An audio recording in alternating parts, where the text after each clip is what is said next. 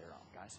And all that rain hasn't just ruined some of our outdoor fun. It has intensified bug season. Very much so. Yeah. Lots of ants, lots of mosquitoes around. It's so bad. The Guilford County Health Department sent out a reminder today on how to keep the bugs away. WFMY News 2's Liz Crawford talked to an exterminator today. And Liz, all those ants are connected to all the wet weather. Yeah, you can breathe a sigh of relief. All those ants in your house, well, it's not your fault. Here's what happened. All the ants got flooded from all the rain we had, so they went for higher ground, places like your front porch or your kitchen. Ants really like just the ideal environment. They don't want it too wet or too dry or too hot, too cold. And so if they're down in the mulch and it gets wet and floods, boom, up they'll come. And oftentimes they'll come up in the structures. So here's what you need to do. Check that shrubbery isn't touching the side of your house. Ants will use that as a bridge to get inside. Also, don't have mulch right up around your house. Ants love to live there, and they'll head inside when it gets wet.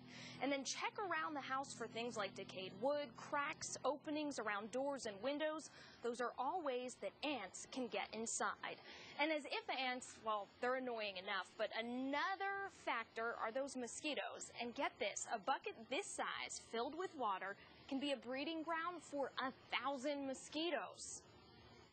If you've got gutters that are clogged up, you're holding water, stagnant water. You got a bird feeder, empty those bird feeders.